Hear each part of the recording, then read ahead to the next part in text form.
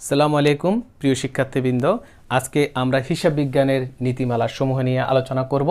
আমাদের পূর্ববর্তী ভিডিওতে নীতিমালা কেন প্রয়োজনীয়তা দেখা দিয়েছে সেটা নিয়ে আমরা আলোচনা করেছি। আজকে দেখি নীতিমালা সমূহকে তিনটি পেজে ভাগ করা হয়। প্রথমে ধারণাসমূহ, নীতিসমূহ, সীমাবদ্ধতাসমূহ। আজকে আমাদের এই টিউটোরিয়ালে ধারণাসমূহ নিয়ে আলোচনা করব। প্রথমে ধারণা বলতে কি বোঝানো হয়। ধারণাসমূহ হলো যেন আর্থিক বিবরণী তৈরি করার পূর্বেই যিনি তৈরি করার পূর্বেই এই অনুমানটা, অনেক সময় অনুমানও বলা হয়, অনুমানটা করতে হবে, তৈরি করার পূর্বে চিন্তাটা করতে হবে। আর নীতি হলো চিন্তা করার পরে যখন কাজ করতে যাবে, অর্থাৎ লেনদেনকে হিসাবভুক্ত করতে গিয়ে অ্যাপ্লাইটা হলো নীতিসমূহ, কীভাবে প্রয়োগ করবে প্রতিটি লেনদেনকে, সেটি হলো প্রয়োগসমূহ। এবং প্রয়োগ করতে গিয়ে কিছু রিল্যাক্সেশন অফ প্রিন্সিপাল, যে এটা চেঞ্জ হতে পারে, নমনীয়তা থাকতে পারে, সেই জন্য ওই জিনিসগুলোকে, ওই পয়েন্টগুলোকে সীমাবদ্ধতা সমূহের মধ্যে আনা হয়েছে। আমাদের আসলে কোনটি ধারণা, কোনটি নীতি, কোনটি সীমাবদ্ধতা, ওই পয়েন্টের উপর ফোকাস না করে আসলে আমাদের প্রতিটা পয়েন্টের বেসিকটা যদি আমরা বুঝি, আমাদের প্রতিটি এমসিকিউ আমরা দিতে পারবো। আমরা দেখি ব্যবসায়িক সত্তার ধারণা বলতে আমরা কি বুঝি। ব্যবসায়িক সত্তার ধারণার মূল বক্তব্য হলো মালিক একটি পৃথক সত্তা, প্রতিষ্ঠান একটি পৃথক সত্তা, প্রতিষ্ঠান বা ব্যবসা, এই জিনিসটি তাহলে আমরা এখানে অলরেডি মেনশন করেছি, অর্থাৎ ভিন্ন ভিন্ন সত্তাকে বোঝানো হয়। আর আরেকটি পয়েন্ট হলো কি, যে অনেক সময় বলা হয়, যেমন আমরা যখন মূলধনকে যখন মালিককে যখন নিয়ে আসি, আমরা তখন কি জাবেদাটা আমরা দিই, যে নগদান হিসাব ডেবিট, মূলধন হিসাব ক্রেডিট। অনেকের কাছে প্রশ্ন আসতে পারে যে আমি মূলধনকে, আমার প্রতিষ্ঠান, আমি টাকা দিছি, আমার কাছে আবার কেন দায় সৃষ্টি হবে।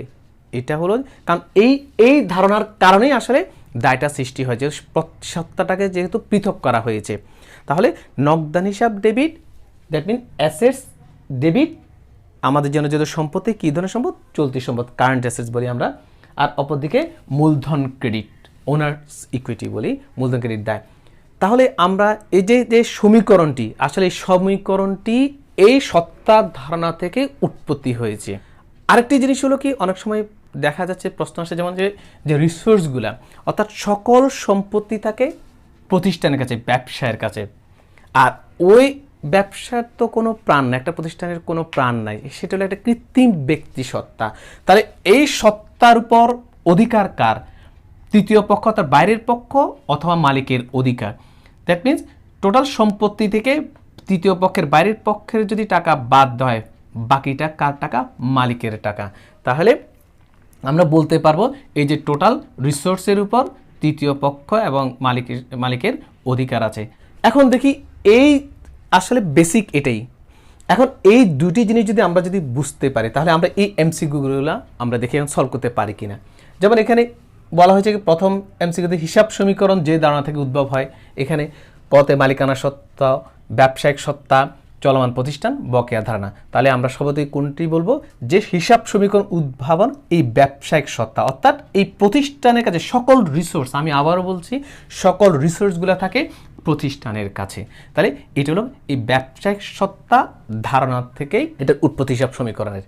দ্বিতীয় প্রশ্নতে আসে, মূলধনকে আর্থিক অবস্থার বিবরণীতে দায় হিসেবে দেখানো হয়, সেম জিনিস। তাহলে চলমান প্রতিষ্ঠান, ব্যবসায়িক সত্তা, পূর্ণ প্রকাশ, মিলকরণ, ব্যবসায়িক সত্তা। আসলে প্রশ্ন যদি আমরা ভালো করে বুঝতে পারি, তাহলে আমাদের চারটা যে পাঁচটা এখানে যে অপশান দেওয়া, সেদিকে তাকানোর দরকার নেই, সরাসরি আমরা কি উত্তর খুঁজি নিয়ে সহজ হয়। এখন আসি এন্টিটি প্রিন্সিপাল বলতে কি বুঝি। সেম ব্যবসায়িক সত্তা, এটা ইংলিশে দেওয়া হচ্ছে কিপিং ওনারশিপ লিমিটেড টু 1%, একজনের কাছে মালিকানা সত্তাকে সীমাবদ্ধতা রাখা। Listing assets at the price that they are purchased, এটি হলো যে আমাদের যে ঐতিহাসিক ব্যয় নীতি, এটা আমরা পরে ব্যাখ্যা দেব। এত তিনটা চারটার দিকে আমার যেটা ফোকাস, উত্তর যেটা সঠিক হবে, আমরা সেটার দিকে আমরা তাকাবো। Keeping personal and business financial data separate, অর্থাৎ যে ব্যক্তিগত তথ্যগুলা এবং বিজনেসের যে ফিনান্সিয়াল ডেটা আছে, সেগুলোকে আমরা সেপারেটলি মেনটেন করব, আলাদা আলাদা থাকবে। কারণ মালিকের যে লেনদেনগুলো, ট্রানজ্যাকশানগুলো, সেটা কখনো ব্যবসার সাথে মিক্সিং হবে না। তাহলে আমরা বলতে পারি এন্টিটি প্রিন্সিপাল বলতে বুঝে এখানে উত্তরটা হবে 3 নম্বর উত্তরটি। তাহলে আমরা বুঝতে পারছি যে ব্যবসায়িক সত্তার ধারণার মূল বক্তব্য কি, এবং আমরা এই রিলেটেড যে কোনো প্রশ্ন আসলে আশা করছি আমরা সহজে এটার উত্তর দিতে সক্ষম হব। প্রিয় শিক্ষার্থীবৃন্দ, এখন আমরা হিসাব বিজ্ঞানের নীতিমালার যে আরেকটি ধারণার যে দ্বিতীয় পয়েন্ট, যে চলমান প্রতিষ্ঠান ধারণা নিয়ে আমরা এখন কি আলোচনা করছি। চলমান প্রতিষ্ঠান ধারণার মূল বক্তব্য হলো কি, ব্যবসায় প্রতিষ্ঠান অনির্দিষ্টকাল পর্যন্ত চলতে থাকবে। অর্থ কি, প্রথমেই অনুমান করা হয় যে প্রতিষ্ঠান বন্ধ হবে না। যেদিন প্রতিষ্ঠান একটা যখন বিজনেস শুরু করা হয়, মালিক চিন্তা করে কি এটা বন্ধ করার জন্য না, যে এটা আমার অনির্দিষ্টকাল পর্যন্ত চলবে। যেমন এক্সাম্পল স্বরূপ, যেমন আমরা কি করি, সম্পত্তি, স্থায়ী সম্পত্তি আমরা আর্থিক অবস্থার বিবরণীতে উপস্থাপন করি, এবং এই যে সম্পত্তির উপর আমরা যে অবচয় যে নির্ধারণ করি, যে 10 বছর যাবে বা ইউজফুল লাইফ, যে ব্যবহারিক লাইফ, যে এটা 5 বছর যাবে, আমরা 5 বছরের উপর ভিত্তি করে আমরা কি করি, যে ভগ্নাবশেষ মূল্য বাদ দিয়ে সরলরেখাকে আমরা অবচয়টাকে নিতে 5টা বছরে কি করি, এই সম্পত্তিটাকে আমরা কি করি, বন্টন করি, অর্থাৎ ব্যয়কে বন্টন করি। 5টি বছর বা 10টি বছর যেটাই হোক, সময়টার উপর বন্টন করি। কেন বন্টন করি? যে না, আমি চিন্তা করতেছি যে আমার কোম্পানিটা 5 বছর বা 7 বছর আমার কোম্পানি চলবে, বিদায় আমি 5 বছরে আমরা কি করি, বা 7 বছরে আমরা এই যে সম্পত্তির ক্রয় মূল্যটাকে বন্টন করি। তাহলে এই পয়েন্টে তাহলে আমরা বুঝলাম যে অবস্থার বিবরণীতে যে আমরা যে সম্পত্তিকে, লেনদেনগুলোকে যে আমরা যে ভাগ করি, একটি হলো মূলধন জাতীয়, আরেকটি হলো কি মুনাফা জাতীয়। মূলধন জাতীয়কে আমরা যে এই যে চলমান ধারণার ভিত্তিতে আমরা মূলধন জাতীয় লেনদেনগুলোকে আমরা আর্থিক অবস্থার বিবরণীতে আমরা উপস্থাপন করি, এবং মুনাফা জাতীয় লেনদেনগুলোকে বিশদ আয় বিবরণীতে উপস্থাপন করি। এইটিও ঠিক ওই দৃষ্টিকোণ থেকে। এবং যে আমরা যে সম্পত্তি, দেখা যায় যে আমরা যখন আরেকটি যখন সমাপনী দাখিলা দিই, দেখা যাচ্ছে আমরা বিশদ আয় বিবরণীর যে কোনো আইটেমকে আমরা পরবর্তী বছর নিয়ে যাই না, কিন্তু আর্থিক অবস্থার বিবরণীগুলো যে প্রতিটা আইটেমকে, ব্যালেন্সগুলোকে আমরা পরবর্তী বছর স্থানান্তর করি, কেন আমার কোম্পানি চলবে সেজন্যই। তাহলে আমরা চলমান ধারণার মূল যে বেসিক পয়েন্ট, সেটা আমরা এখানে কি করলাম, আমরা বুঝতে পারলাম। তাহলে এই বেসিকটার উপর ভিত্তি করে আমরা এখন দেখি যে আসলে যে এমসিকিউগুলো আমরা এখানে সলভ করতে পারতেছি কিনা। এখন দেখি এখানে প্রশ্নটা কি ছিল, আর্থিক অবস্থার বিবরণীতে দায়ের স্বল্পমেয়াদী ও দীর্ঘমেয়াদী শ্রেণী বিভাগ করা হয়। অর্থাৎ যদি একজন শিক্ষার্থীকে যদি প্রশ্ন করে আর্থিক অবস্থার বিবরণ রিলেটেড, অর্থাৎ আর্থিক অবস্থার বিবরণীতে যে এই যে দায় এবং যে স্বল্প এবং দীর্ঘমেয়াদী যে ভাগ করা আছে, তাও কি চলমান ধারণার ভিত্তিতে, হিসাবকাল ধারণা না, চলমান প্রতিষ্ঠান ধারণার ভিত্তিতে। আর এখানে যে ক, খ, গ, গ, এই জিনিসগুলো আমরা যখন ব্যাখ্যা দেব পরবর্তীতে, আসলে শিক্ষার্থীর মাঝে প্রতিটি বিষয় পরিষ্কার হয়ে উঠবে। তখন একজন শিক্ষার্থীকে দেখতে হবে না যে আসলে আমাকে 4টা প্রশ্ন, সাথে সাথে প্রশ্ন দেখেই সে সঠিক আনসারটা সে সলভ করতে পারে। এখন আসি আমরা দ্বিতীয় প্রশ্নটা কি ছিল, আর্থিক অবস্থার বিবরণীতে অব্যবহৃত সম্পত্তিকে দেখানো। অর্থাৎ আর্থিক অবস্থার বিবরণীতে সম্পত্তির যে আইটেমগুলোকে দেখানোর মূল বক্তব্যটাই হলো কি, চলমান ধারণার ভিত্তিতে। হিসাবকাল ধারণা, চলমান প্রতিষ্ঠান ধারণা, আসলে সবই একই প্রশ্ন। এখন আসি তৃতীয় প্রশ্নতে, ক্রয় মূল্যের পরিবর্তে আদায় মূল্যের সম্পত্তির মূল্যায়ন নিচের কোনটির সাথে অসামঞ্জস্য? আচ্ছা, বলছে কি ক্রয় মূল্যের পরিবর্তে, যদিও আমরা যখন আর্থিক অবস্থার বিবরণীতে যখন সম্পত্তিগুলোকে দেখাই, সেটা আমরা দেখিয়ে থাকি ঐতিহাসিক ক্রয় মূল্য নীতি, সেটা আমরা পরে ব্যাখ্যা দিচ্ছি। কিন্তু এখানে একটা জিনিস আসছে যে আদায় মূল্যের সম্পত্তির মূল্যায়ন। কখন আমরা আদায় মূল্যের সম্পত্তিকে দেখাবো? এখানে আমরা বলছি কি অনির্দিষ্টকাল পর্যন্ত চলতে থাকবে। এটা আমরা সবাই জানি, সবাই আমরা এই ডেফিনিশনটা পড়ে থাকি। কিন্তু কখন আমি ধরে নিব যে অনির্দিষ্টকাল পর্যন্ত প্রতিষ্ঠান চলবে না, কখন বুঝবো? যখন দেখা যাবে যে একটা কোম্পানি অনবরত লস দিচ্ছে, তার মূল যে ক্যাপিটাল সহ সে অলরেডি রিডিউস পর্যায়ে, ক্যাপিটাল হয়ে লাইবিলিটি অনেক বেড়ে গেছে, লং টার্ম লাইবিলিটি, এবং লং টার্ম লাইবিলিটি দীর্ঘমেয়াদী দায় সে পরিশোধ করতে পারতেছে না। এবং আরও দেখা যায় যে সে দীর্ঘমেয়াদী দায় স্বল্পমেয়াদী শর্ট টার্মে লোন নিয়ে সে চালানোর চেষ্টা করতেছে, তখন ধরে নিতে হবে কোম্পানিটা চলবে না। আরও ধরে নেওয়া যায় যে কোম্পানির যে মেইন র মেটেরিয়াল যেটা সেটার খুবই অভাব, ক্রাইসিস পড়ছে, এখন এটা হচ্ছে না যে এবং ভবিষ্যতে পাওয়া যাবে না, তাহলে ধরে নেওয়া যে কোম্পানিটা চলবে না। যেমন রিসেন্ট যেটা যেমন গ্লাস্কো স্মিথ লাইন যেটা বন্ধ হয়েছে কেন, যেমন তার যে আয়ের বিপরীতে খরচের ওভারহেড কস্টটা তার বেড়ে গেছে, তো সেই জন্যই যখন আয়ের চাইতে যখন খরচ বেড়ে যাবে তখন সে এটার সাথে কোপ আপ অর্থাৎ একসাথে প্রফিটের দিকে যাচ্ছে না, লসের দিকে যাচ্ছে অনবরত, তখন সেই ক্ষেত্রে ধরে নেওয়া যে কোম্পানিরা চলবে না। এই যে গ্লাস্কো স্মিথ লাইনটা এখন কি হয়েছে, এখন এটা লিভার ব্রাদার্স ইউনিলিভার এটাকে নিয়েছে। তো তাহলে এই সংক্রান্ত যে গ্লাস্কো স্মিথ লাইন কেন বন্ধ হয়ে গেছে সেটার একটা ইউটিউবে গেলে অনেকে পাবে, তো ভিডিওটা অনেকে দেখে রাখতে পারে। তো এই বিভিন্ন কারণে দেখা যায় এটা হলো যে একটা কারণ, আবার রুলস রেগুলেশনের কারণে হইতে পারে। যেমন সরকার এমন কোনো যে একটা রেস্ট্রিকশন দিয়ে দিয়েছে যে এটা করতে পারবে না, যেমন যে পলিথিন আমরা আগে দেখতাম যে এটার উপর একটা রেস্ট্রিকশন দিয়ে দিয়েছিল যে এটা করা যাবে না, যেটা অবৈধ। ঠিক এইভাবে কোনো একটা জিনিস যে সরকারের কোনো আইনের কারণে এরকম কিছু কোনো কোম্পানি বন্ধ করে দিতে পারে, তাহলে তখন আমরা ধরে নেব যে এই কোম্পানিটা চলবে না। তখন সম্পত্তিটাকে আর্থিক অবস্থার বিবরণীতে ক্রয় মূল্যে না দেখিয়ে অবসায়ন মূল্যে দেখাইতে হবে। অবসায়ন মূল্যে যখন দেখাইতে হবে তখন গোয়িং কনসার্ন কনসেপ্টটা তাহলে তখন কি হচ্ছে না, ফলো হচ্ছে না, অসামঞ্জস্য। তাহলে আমরা দেখি এই প্রশ্নটার উত্তর দিতে পারে কিনা। আদায়যোগ্য মূল্যের সম্পত্তির মূল্যায়ন নিচের কোনটির সাথে অসামঞ্জস্য। তাহলে এখানে বলছে কি হিসাবকাল ধারণা মিল করনীতি চলমান প্রতিষ্ঠান অর্থাৎ চলমান প্রতিষ্ঠান, গোয়িং কনসার্ন চলমান প্রতিষ্ঠান এইটার সাথে অসামঞ্জস্য। উত্তর হবে ঘ। এখন আসি বার্ষিক অবচয় ধার্যকে বর্ণনা করা হয় কোন ধারণা অনুসারে, অর্থাৎ অবচয় যে আমরা ধার্য আমি আগেই ব্যাখ্যা দিয়েছি অবচয় আসলে কখনোই ধরতাম না, যেহেতু আমি চলবে 5 বছর চলবে এই জন্য 5টা বছরে আমার সম্পত্তির ক্রয় মূল্যটাকে আমি বন্টন করে দিয়েছি, চলবে আমি ধারণা করে নিচ্ছি, আমি অনুমান করতেছি। তাহলে এটাও কোন নীতি, এটার চলমান প্রতিষ্ঠান গোয়িং কনসার্ন কনসেপ্টের উপর অনুসৃত হয়।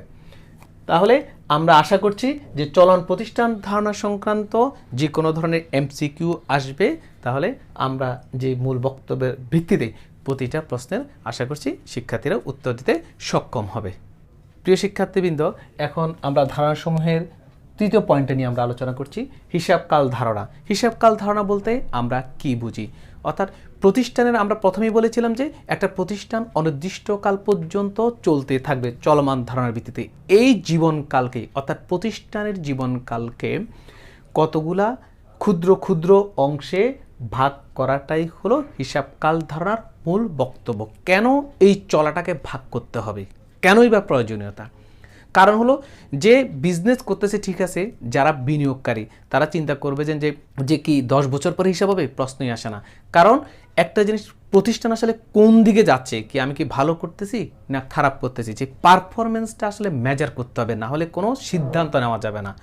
এই জন্যই আসলে হিসাবকাল ধারণার ভিত্তিতে আমরা বিশদ আয় বিবরণী তৈরি করি। তাহলে বিজনেস একটা প্রতিষ্ঠান এই বছরে বিজনেস কি করলো, সে কি লাভ করলো না ক্ষতি করলো, তাকে কোন কোন জায়গায় তাকে ডেভেলপমেন্ট করতে হবে, অর্থাৎ যে সীমাবদ্ধতাগুলো কীভাবে ওভারকাম করতে হবে, আরও ভালো কীভাবে করা যায়, সেগুলা করার জন্যই আসলে আমরা বিশদ আয় বিবরণীটা তৈরি করি। এখন আমরা দেখি, যেহেতু আমরা এই হিসাবকাল ধারণার মূল পয়েন্টটা বেসিকটা আমরা বুঝলাম, এখন আমরা দেখি এই রিলেটেড এমসিকিউগুলা কি আসে। যখন বললো কি কোন ধারণা অনুযায়ী সমন্বয় দাখিলা দেওয়া হয়, যেমন এখানে আমরা ইজিলি যেহেতু এটা রিলেটেড টপিক সেই জন্য আমরা বলতে পারি হিসাবকাল। সমন্বয় দাখিলা তো আমরা জানি যে সমন্বয় দাখিলাটা কি, আমরা যখন আর্থিক বিবরণী করি বছর শেষে গিয়ে কী করি, আমরা যেটা সমন্বয় করে নেই যে ভুল ভ্রান্তিগুলোকে আমরা অ্যাডজাস্টমেন্ট দিয়ে জাবেদা দিয়ে আমরা এটাকে সঠিক পর্যায়ে নিয়ে যাই। কেন, যেমন অগ্রিম খরচগুলা, তারপরে খরচগুলোকে যদি থেকে থাকে যে খরচের পোর্শন অতিক্রান্ত হয়ে গেছে খরচ, তাহলে সেটা সম্পত্তি, তাহলে সেটাকে আমরা যেমন অগ্রিম বীমা এটাকে আমরা অতিক্রান্ত হলে আমরা কী করি বিশ্বদাবিতে নিয়ে আসি। তাহলে সমন্বয় করতে হবে, কারণ এর ব্যালেন্সটা কখনো পরবর্তী বছর নেওয়া যাবে না। হিসাবকাল ধারণার মূল বক্তব্য হলো যে মুনাফা জাতীয় লেনদেনগুলোকে কখনো পরবর্তী বছর নেওয়া যাবে না, এই হিসাবকালের মধ্যেই আমাকে এটাকে তুলে ধরতে হবে। তাহলে এই জন্যই আমরা হিসাবকাল যেমন আয় বিবরণী প্রস্তুত করা হয় বলি, আমি অলরেডি মেনশন করেছি। তাহলে এটা হলো কি হিসাবকাল ধারণার ভিত্তিতে। অন্যদিকে পয়েন্টে যায় তার নামিক হিসাবগুলোকে হিসাবকাল শেষে বন্ধ করে দেওয়া হয় কোন ধারণা, যে এটাও হিসাবকাল ধারণা। আসলে টপিকস থিম একটাই, প্রশ্নকে হয়তো বিভিন্নভাবে প্রেজেন্টেশন দিতে পারে। এখন এখানে বলছে নামিক হিসাব বলতে পারে, মুনাফা জাতীয় লেনদেনও বলতে পারে, অস্থায়ী হিসাবও বলতে পারে, অনেকভাবে প্রশ্নটা করতে পারে। এখন আমরা দেখি যে চতুর্থ পয়েন্টের দিকে আমরা দেখি যে আর্থিক মূল্যের একক ধারণা। আর্থিক মূল্যের একক ধারণার মূল বক্তব্য কি? অর্থাৎ আর্থিক বিবরণীতে প্রতিটি আইটেম যেটা মানিতে মেজারমেন্ট অর্থের অঙ্কে পরিমাপযোগ্য সেটাই হিসাবভুক্ত করতে হবে এবং লেনদেনগুলোকে সবগুলোকে অর্থের অঙ্কে উপস্থাপন করতে হবে। যেমন আমরা যদি দেখি যে আমরা যদি ফার্নিচার অ্যান্ড ফিকচার মানে আসবাবপত্র সরঞ্জাম, আমরা যদি বলি যে আমার কাছে 10টা প্রতিষ্ঠানের 10টি আসবাবপত্র আছে, আবার কিছু দিলাম যে দেনাদার কাছে টাকা পাওয়া যায় 10,000 টাকা, কিছু টাকার অঙ্কে, কিছু এইভাবে দিলে কখনো যে হবে না, কখনো সিদ্ধান্ত ডিসিশন মেক করা যাবে না। তাহলে কি করতে হবে? প্রতিটা জিনিসটাকে মানিতে নিয়ে আসতে হবে, টাকার অঙ্কে নিয়ে আসতে হবে। যেমন দেখা যায় প্রতিষ্ঠানে মেশিন আছে 50টা, কিন্তু আমি বললাম যে আমার মেশিন এতটুকু আছে, বা সমাপনী মজুত পণ্য এত কেজি আছে, কিন্তু ওইটা প্রেজেন্টেশন কখনো করা যাবে না, ওইটাকে টাকার অঙ্কে কনভার্ট করতে হবে, অর্থাৎ অর্থের অঙ্কে নিয়ে প্রেজেন্টেশন দিতে হবে, না হলে কখনো যে সিদ্ধান্ত নেওয়া যাবে না। তাহলে আমরা এই যে হিসাব বিজ্ঞানের ধারণা সংক্রান্ত প্রতিটা পয়েন্ট 4টা পয়েন্ট নিয়ে যে আলোচনা করছি, আশা করি শিক্ষার্থীদের মাঝে পরিষ্কার হয়ে উঠবে। এবং ধারণাসমূহকে মনে রাখার জন্য আমরা একটি এক্সাম্পল তুলে ধরতে পারি। যেমন একটি শিশু যখন জন্মগ্রহণ করে তার একটি কি হয়, আলাদা একটা সত্তা সৃষ্টি হয়, তার নাম রাখা হয়। ঠিক একইভাবে একটি যখন বিজনেস যখন দেওয়া হয়, শুরু হয়, তার একটি কি রাখা হয়, নাম রাখা হয়, তার একটি আলাদা সত্তা সৃষ্টি হয়। এখন একটি বাচ্চা, তাহলে আমরা একটা ব্যবসায়িক সত্তার ধারণার সাথে আমরা তুলনা করতে পারি। শিশুটি যখন জন্মগ্রহণ করে তখন ধরে নেওয়া হয় যে সে অনেক দিন পর্যন্ত বাঁচবে, যদিও একটা মানুষের জীবনে একটা লিমিটেড লাইফ আছে, কিন্তু প্রতিষ্ঠানের লিমিটেড লাইফ নাও থাকতে পারে, কারণ প্রতিষ্ঠান অনেক দিন পর্যন্ত চলতে পারে, অথবা কোনো সিমটম দেখা দিলে সেটা বন্ধ হয়ে যেতে পারে। তাহলে এই যে আমাদের যে চলাটাকে, আমাদের জীবনটাকে চলার সময়টাকে ঠিক একইভাবে চলমান প্রতিষ্ঠার ধারণার সাথে আমরা তুলনা করতে পারি। এখন আমাদের জীবনের চলাটাকে যেমন ভাগ করা হয়, কীভাবে ভাগ করা হয়? যেমন দেখা যাচ্ছে আমরা যখন বড় হই, আমাদেরকে ক্লাস 1-এ তখন ভর্তি করা হয়, 1-এ পাস করার পরে 2-তে পাস করার পরে 2-তে প্রমোট করা হয়। এইভাবে কেন? এটা পরীক্ষার ভিত্তিতে করা হয়। পরীক্ষাটা কেন মূল্যায়ন করা হয়? পরীক্ষা মূল্যায়ন করা হয়, মূল্যায়নের ভিত্তিতে আমরা পরবর্তী ক্লাসে উত্তীর্ণ হয়। এখন যদি বলা হতো একটা শিশুকে সে ছোটোকাল থেকে শুরু করে একদম অনেক বড় হওয়ার পরে 10 বছর পরে ক্লাস 1 থেকে শুরু করে ক্লাস এইচএসসি পর্যন্ত সবগুলো পড়া একসাথে পরীক্ষা দেবে, কখনো সম্ভব না, পসিবল না। ঠিক একইভাবে প্রতিষ্ঠানের যে ব্যবসার যে জীবনকাল, যে ব্যবসা করতেছে প্রথম বছর দিয়ে একসাথে যদি 10-20 বছরে যদি একসাথে হিসাব করতে যায়, কখনোই সম্ভব না। এবং এখানে যে মূল্যায়নও করতে হবে, কারণ আমাকে ডিসিশন মেক করতে হবে যে আমি কি ভালো না খারাপ করতেছি। তাহলে এই যে আমার চলাটার, আমাদের জীবনটাকে যেমন ভাগ করা হচ্ছে বিভিন্ন ক্ষুদ্র ক্ষুদ্র অংশে প্রতি বছর বছর, ঠিক একইভাবে প্রতিষ্ঠানের জীবনটাকেও যে হিসাবকাল ধারণার সাথে আমরা তুলনা করতে পারি। এরপরে আমাদেরকে পরীক্ষা দিতে আমার মার্কসের ভিত্তিতে আমাদেরকে কি করা হয়, মূল্যায়ন করা হয়, অর্থাৎ ওখানে মার্কস দিয়ে আমাদেরকে প্রমোট করা হয়। আর এখানে করা হয় হিসাবকালে প্রতিটা জিনিসটাকে কি করে, টাকার অঙ্কে এখানে নিয়ে আসা হয়, মেজার করা হয়, আর্থিক মূল্যের একক ধারণা। তাহলে আমরা যদি এই সিকোয়েন্সটা যদি আমরা মেনটেন করি, তাহলে ধারণাসমূহ একজন শিক্ষার্থীর সবসময় আশা করি মনে রাখা সম্ভব হবে। আর এই সংক্রান্ত ধারণাসমূহ সংক্রান্ত আমরা যে আলোচনাগুলো করেছি এতক্ষণ পর্যন্ত, আশা করছি সবগুলো জিনিস আমরা চেষ্টা করছি তুলে ধরার জন্য। এরপরেও যদি কোনো প্রশ্ন থেকে থাকে আমাদের কমেন্ট বক্সে জানাবে। আমাদের পরবর্তী ভিডিওগুলোতে ওই সমস্ত সমস্যাগুলো নিয়ে আমরা আলোচনা করার চেষ্টা করব। আল্লাহ হাফেজ।